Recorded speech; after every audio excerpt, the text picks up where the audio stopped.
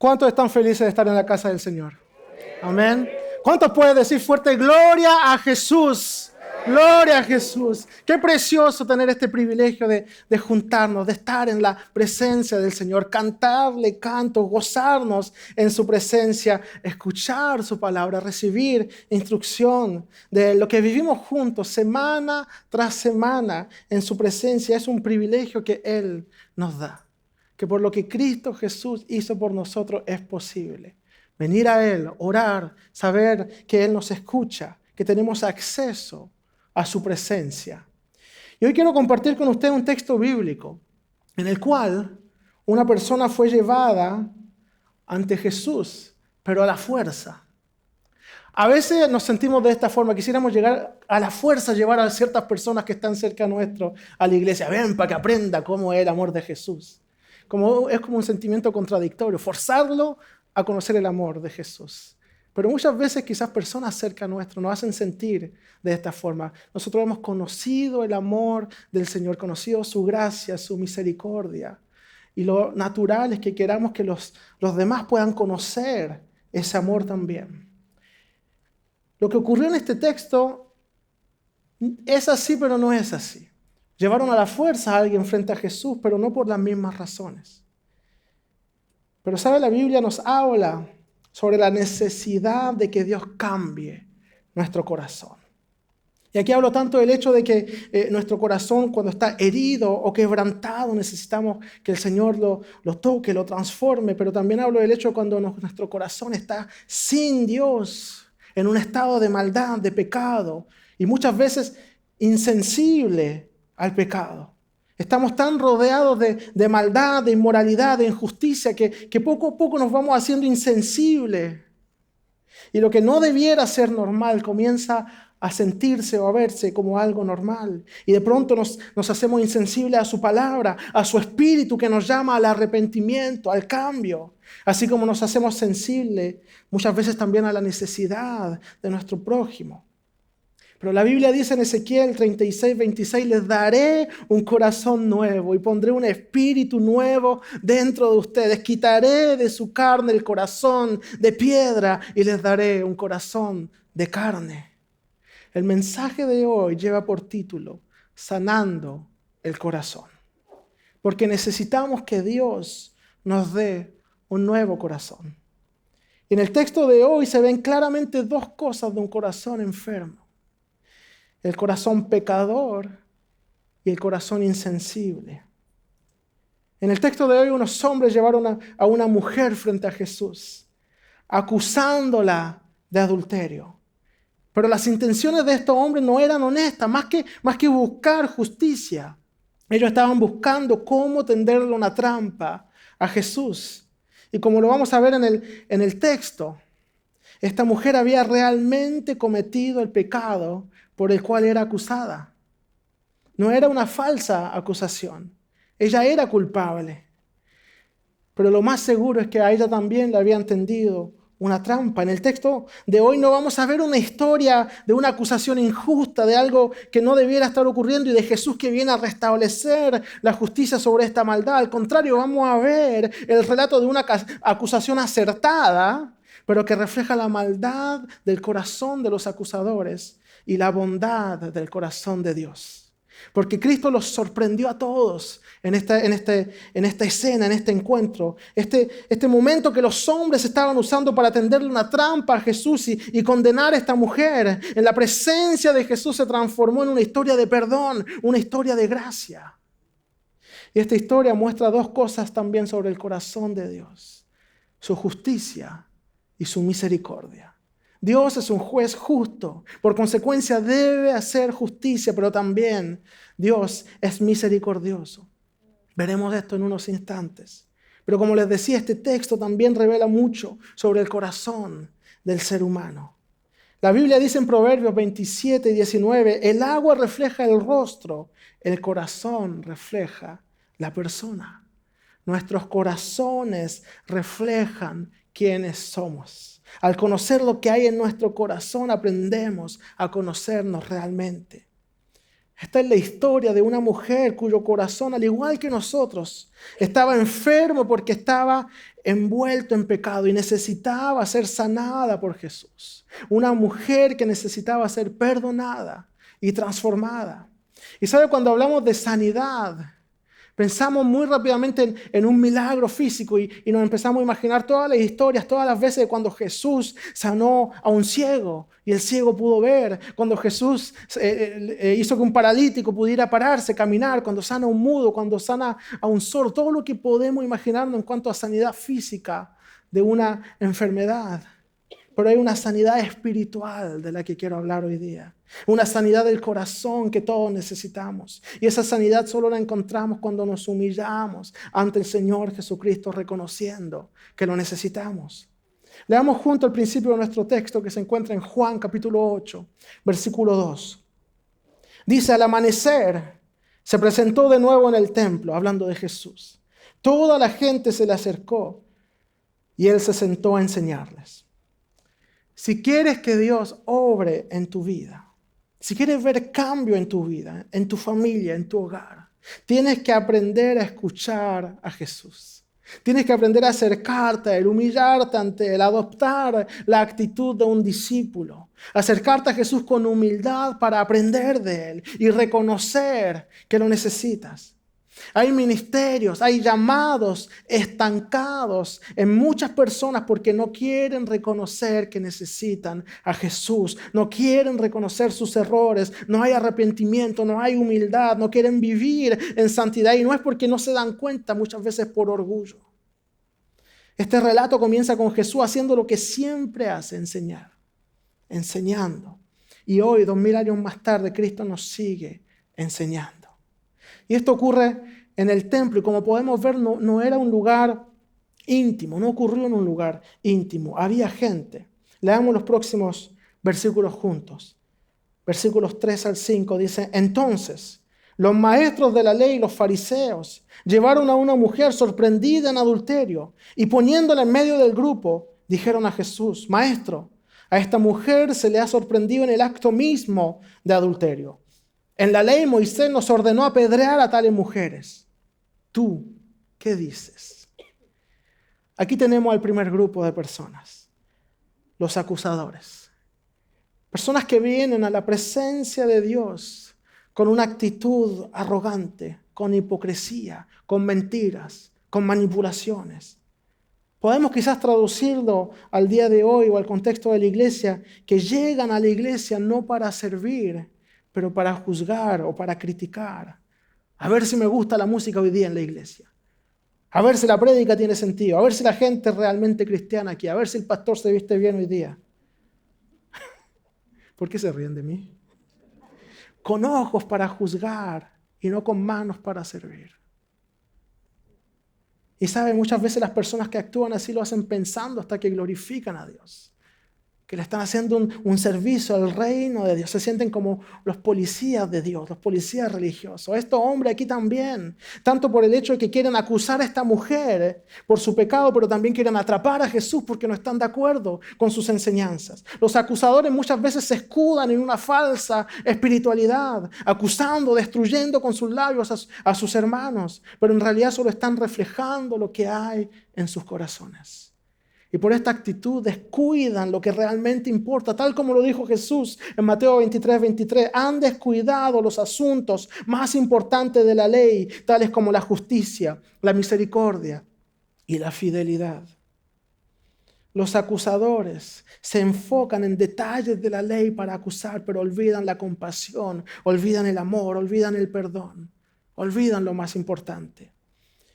Y esto va muy ligado con lo que hablábamos 2 semanas atrás. Si tu hermano peca contra ti, ¿qué tienes que hacer? Habla con él, dice la palabra.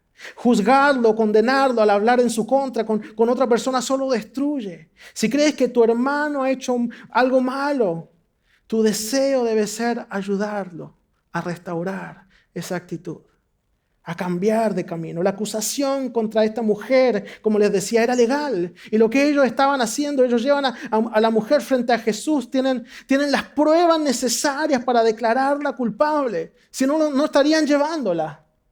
No se podía acusar ligeramente de ese crimen, porque era algo muy grave, era necesario tener pruebas sólidas. Tenían que haber 2 testigos que vieron a la pareja en un contexto de intimidad. Los testigos debían poder identificar claramente a los 2 adúlteros.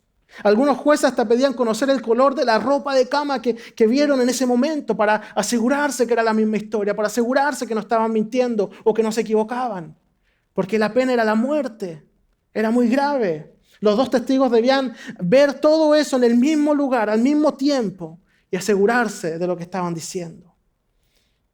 Realmente se exigían bastantes pruebas para no condenar injustamente a nadie. Y para obtener esta clase de pruebas, les tenían que tender prácticamente una trampa. Era imposible que ocurriera. Casi no había condena por este crimen por la dificultad de tener todas estas pruebas. Y además, la ley consideraba que si una persona veía que alguien estaba por cometer un crimen, un pecado digno de muerte, debían tratar de disuadirla, de impedir que lo hiciera, para que no llegara a cometer ese pecado irreparable. Esto lo tenían que hacer por compasión. Pero en este caso vemos lo contrario. Los testigos están aquí y ahí en silencio, descuidando esa obligación moral para tenderle una trampa a Jesús para poder acusar a esta mujer. Quieren sorprenderla para utilizarla después. Y otra cosa, ¿dónde está el amante? ¿Por qué viene una sola persona? Según la ley, los 2 deben ser acusados. Ellos vienen a Jesús y nos dicen, la ley dice que tenemos que hacer esto. Leamos lo que dice la ley. Levíticos 20:10. Si alguien comete adulterio con la mujer de su prójimo, tanto el adúltero como la adúltera serán condenados a muerte, aplicando la ley a medias. La parte que les conviene, la parte que necesitan. Sin honestidad, sin transparencia. Hay 0 compasión y 0 amor en lo que los acusadores están haciendo. Aquí estos hombres solo se quieren aprovechar de la situación porque saben que Jesús ya tiene la reputación de tener compasión por los pecadores. Y esta escena, si la analizamos bien, es completamente innecesaria. Jesús no es un juez. Esto no es un asunto difícil que necesitan que un maestro, un rabino como Jesús examine el caso para ver qué es lo que tienen que hacer. Podrían haber llevado a esta mujer directamente a los jueces para que sean condenados, pero para ellos no era eso el punto. No les interesaba la justicia, les interesaba destruir a Jesús. A los acusadores les interesa llevar a cabo su propia agenda, sus propios intereses. Para ellos esta mujer es solo una herramienta para llegar a su fin. Y por eso llegan a él con esta pregunta: ¿tú qué dices? Esto dice la ley. ¿Tú qué dices? Y luego el texto dice lo siguiente, versículo 6. Con esta pregunta le estaban tendiendo una trampa para tener de qué acusarlo. Pero Jesús se inclinó y con el dedo comenzó a escribir en el suelo. Muchas veces Jesús hace cosas que no nos esperamos que haga. Nos sorprende. Esta mujer está aquí con su pecado expuesto frente a todos, en medio de la gente humillada, siendo acusada y esperando ver qué es lo que Jesús también va a decir, qué es lo que piensa de todo esto. ¿Habrá esperanza para ella? ¿Qué es lo que va a decir? Quizás la mujer pensó que Jesús también la iba a condenar y que moriría en unos instantes. O quizás pensó, o a lo mejor ya conocía la reputación de Jesús y sabía que él iba a tener compasión de ella. El texto no nos dice lo que ella piensa, pero Jesús al principio ni la defiende ni la condena. Se inclina y comienza a escribir en el suelo. ¿Sabe qué? Me encanta esto. Una vez más la Biblia nos muestra cómo Dios tiene todo bajo control. Tanto así que tiene tiempo de inclinarse y empezar a escribir. Mientras nosotros nos preocupamos y nos desesperamos, Él está obrando. Él tiene todo bajo control. Y sabe, la Biblia no nos dice qué es lo que Él empezó a escribir. No dice. No consideró importante dejar ese registro. Pero algunos hacen especulaciones. Ciertos estudiosos piensan que Jesús quizás empezó a escribir parte de la ley o de los profetas. Algunos piensan que escribió Jeremías 17:13, que dice: el que se aparta de ti quedará como algo escrito en el polvo, porque abandonó al Señor, fuente de aguas vivas.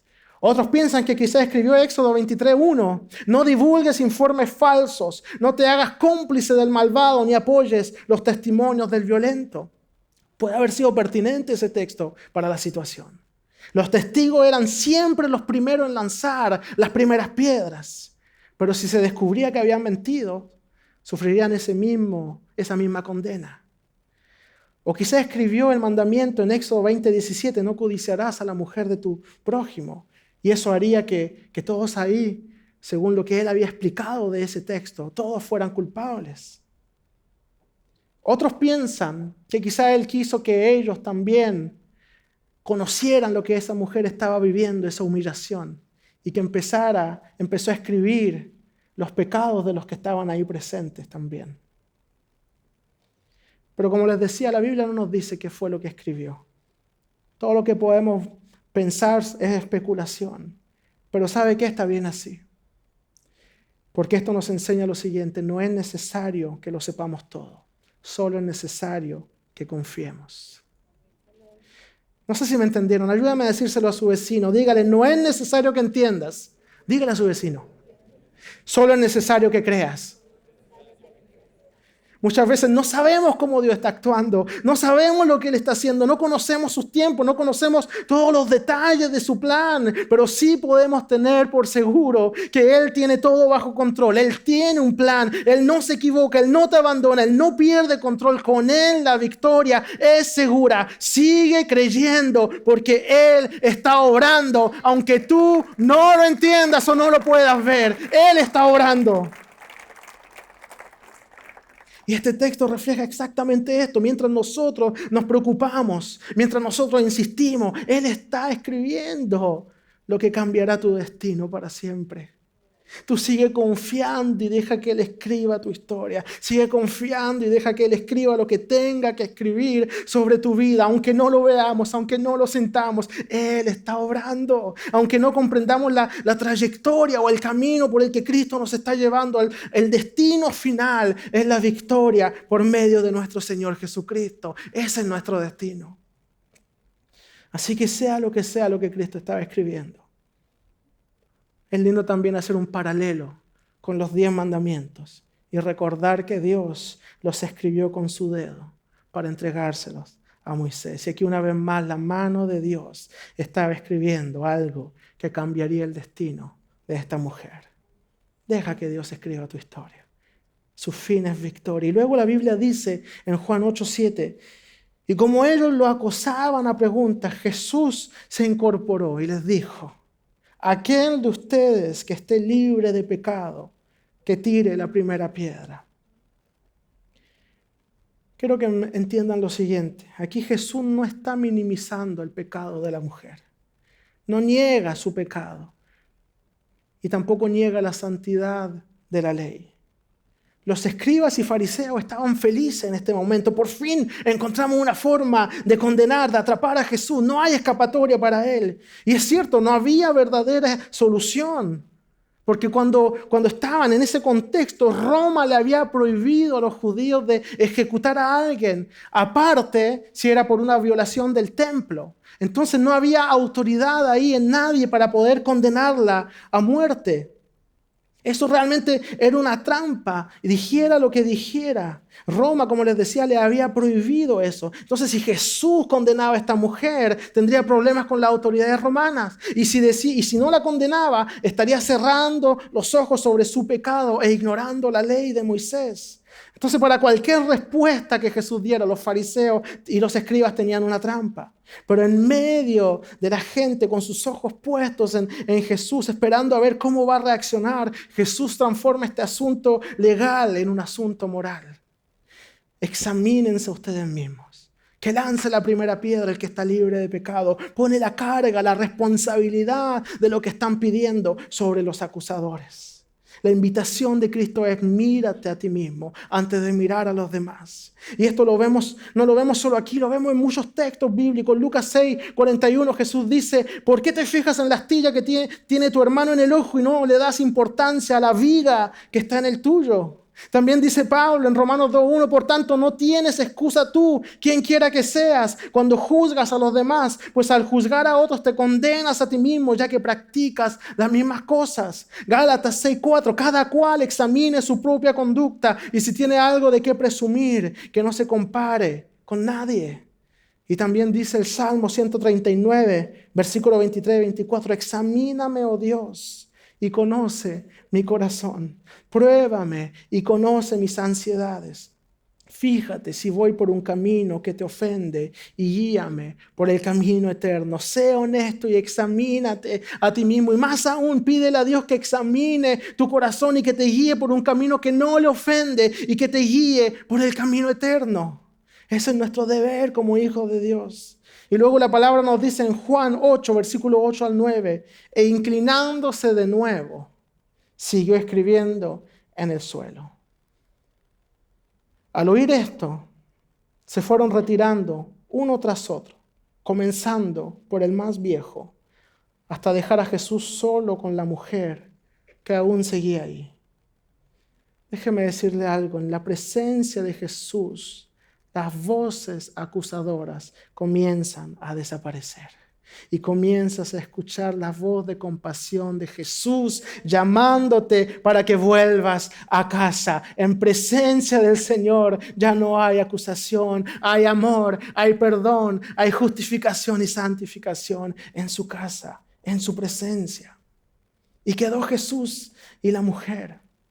Y ella quizás pensó que Jesús ahí como ya estaban solos por ser maestro, ahora sí la iba a regañar, le iba a decir algo, le iba a condenar. Quizás pensó que le esperaba un tremendo regaño, un sermón y que también sería juzgada por él.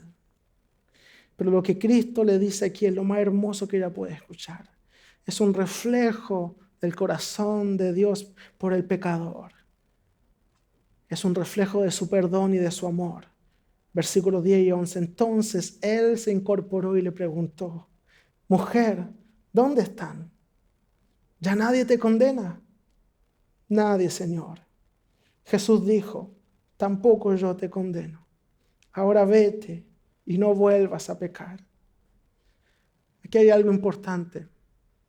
Primero, la misericordia, el perdón, el amor de Dios, pero también su justicia. Su perdón, su gracia, no es una licencia para pecar.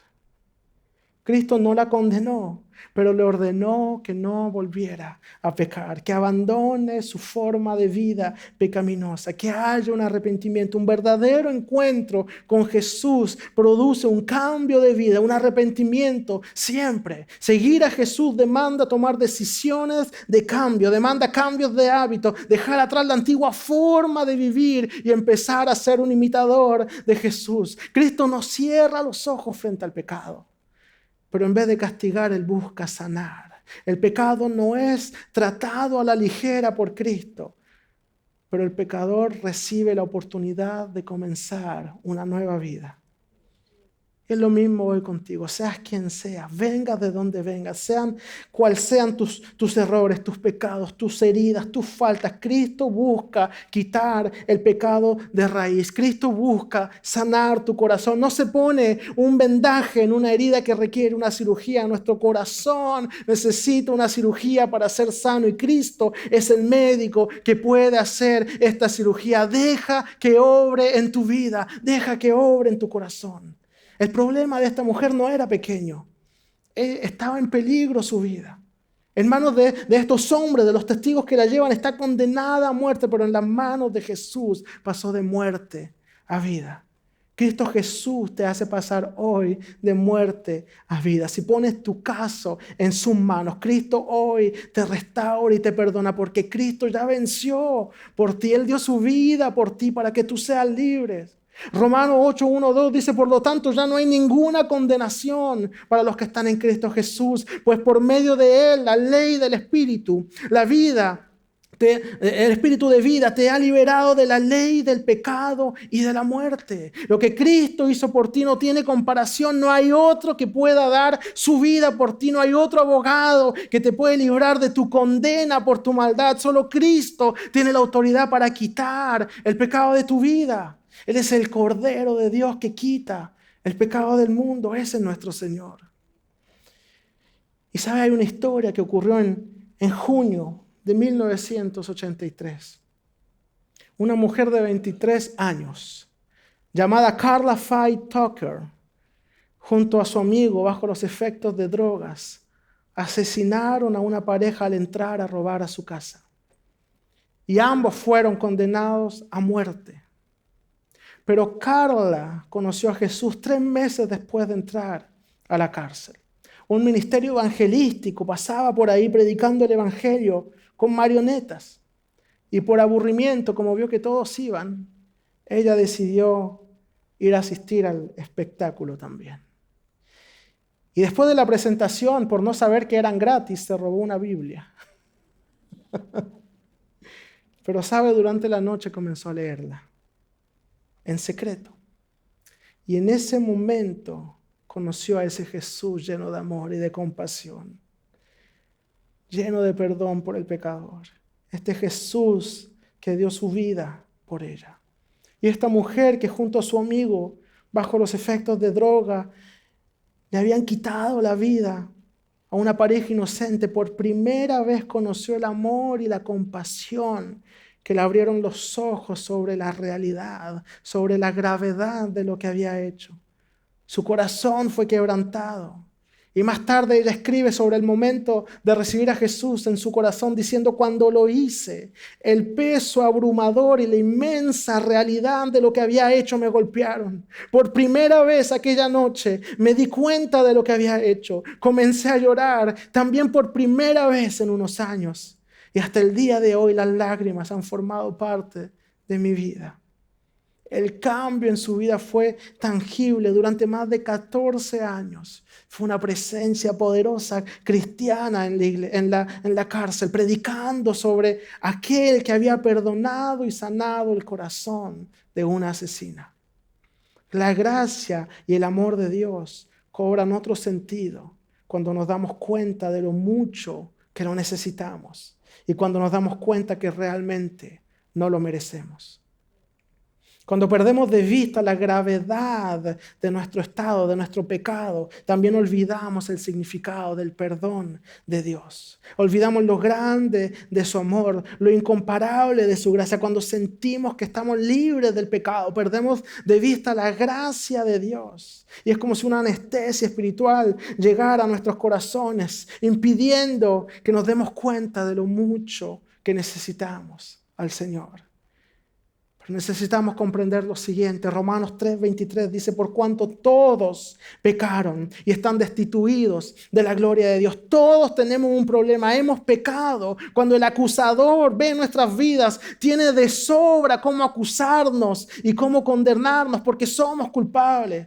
Pero esto es la gracia del Señor Jesucristo. Romanos 5:8, mas Dios muestra su amor para con nosotros, en que siendo aún pecadores, Cristo murió por nosotros. Siendo pecadores, siendo malvados, dignos de condena, todos somos culpables. No importa lo que hagamos para tratar de ganar el perdón de Dios, jamás será suficiente. Por eso la Biblia no dice siendo personas que se esfuerzan por hacer el bien o siendo personas que tratan de ganarse el cielo, porque no podemos ganarlo, no tenemos cómo. La justicia de Dios es perfecta, su santidad es perfecta y nosotros somos culpables, somos transgresores de la ley. Y tal como dice Pablo en 1 Timoteo 2, 5 y 6, porque hay un solo Dios y un solo mediador entre Dios y los hombres, Jesucristo hombre, el cual se dio a sí mismo en rescate por todos, de lo cual se dio testimonio a su debido tiempo. Cristo es el mediador entre Dios y los hombres. Solo Él tiene toda autoridad para defendernos y perdonar todos nuestros pecados.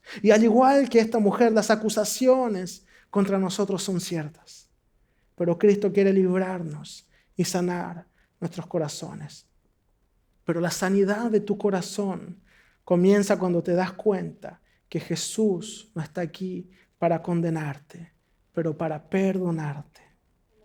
Tampoco yo te condeno, le dijo Jesús. Vete y no vuelvas a pecar. Y este texto nos muestra cómo armonizar estas dos cosas, la justicia de Dios y su misericordia. Y tal como dice Pablo en Romanos 7:12, concluimos pues que la ley es santa y que el mandamiento es santo, justo y bueno. Como les decía hace unos instantes, la gracia inmerecida de Dios no es una licencia para pecar.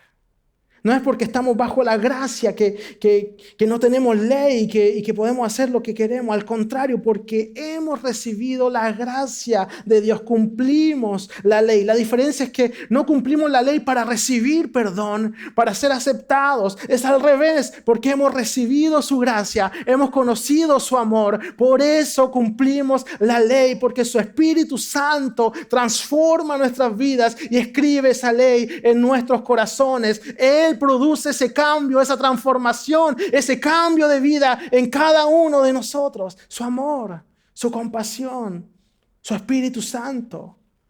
Porque la ley no conoce misericordia o perdón, la ley simplemente nos hace conscientes del pecado. Eso dice Pablo en Romanos 3:20. Por tanto, nadie será justificado en presencia de Dios por hacer las obras que exige la ley. Más bien, mediante la ley cobramos conciencia del pecado. La ley pone en evidencia tu pecado y nadie puede cumplirla perfectamente. El único que lo pudo hacer fue Jesús. En algún momento todos fallamos, por consecuencia merecemos condenación.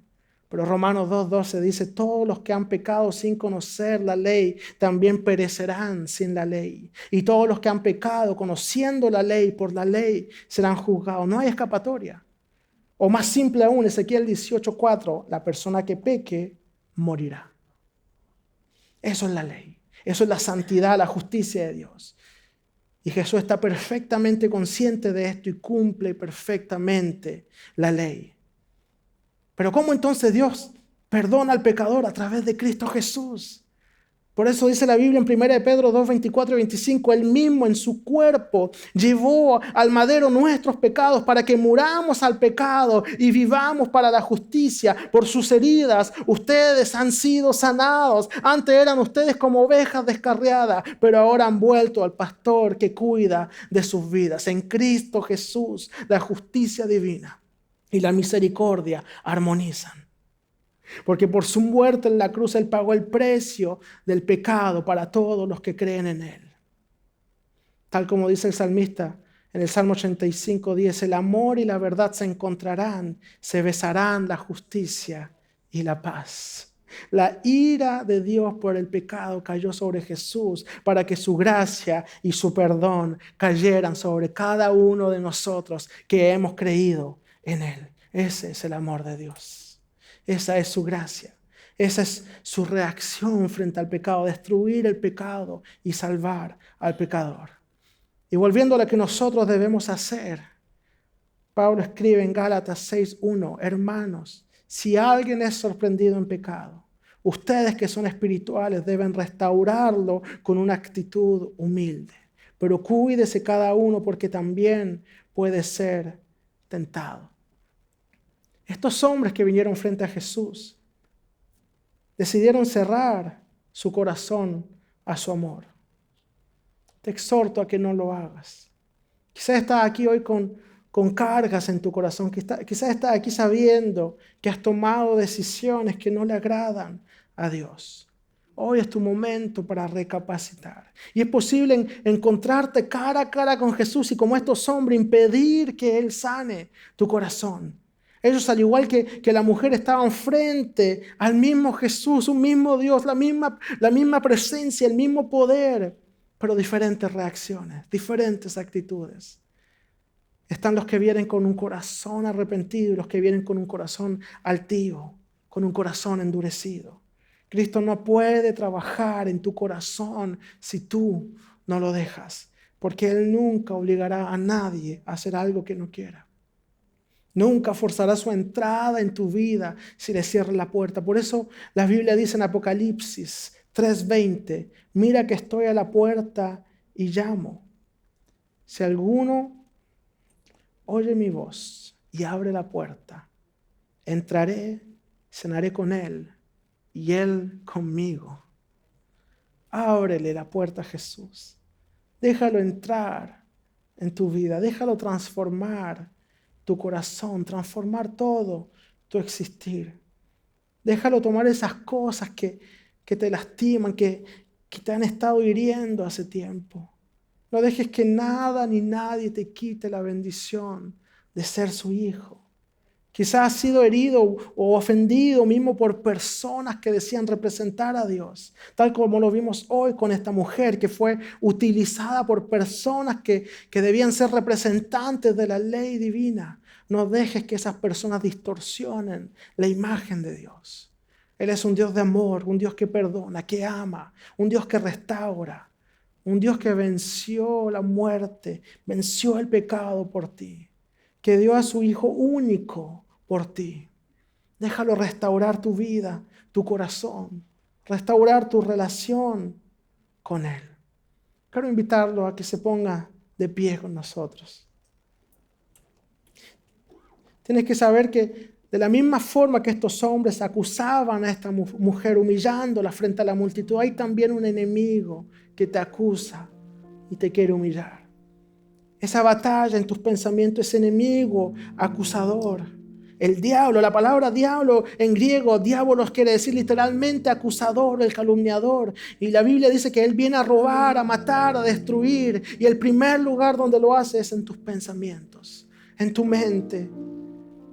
Viene a robar tu llamado, a robar tu paz, a robar tu dignidad, a matar tu ministerio, tu relación con Dios, a matar el potencial que hay en ti.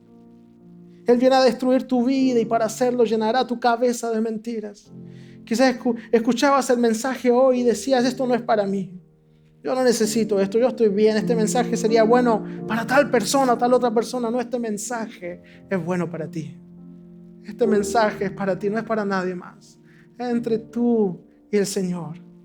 No dejes que el enemigo te desenfoque de lo que Dios te quiere enseñar hoy a ti. No dejes que te desenfoque de lo que Dios tiene para ti. El acusador no tiene más poder que el que tú le quieras dar. Porque en realidad él no tiene ningún poder sobre los hijos de Dios. La Biblia dice en 1 Juan 2:1, hijitos míos, estas cosas os escribo para que no pequéis. Y si alguno hubiere pecado, abogado tenemos para con el Padre, a Jesucristo, el justo. Mismo si el enemigo te acusa, recuerda que Jesucristo te defiende. Y al igual que la mujer antes de encontrarnos con Jesús, nosotros también estábamos condenados a muerte por nuestros pecados, esperando nuestra sentencia, hasta que la luz de Cristo vino a alumbrar nuestras vidas, a cambiar todo nuestro ser. No tomemos a la ligera el privilegio que hemos recibido de tener a Jesús como nuestro abogado, de poder venir de pie ante su presencia.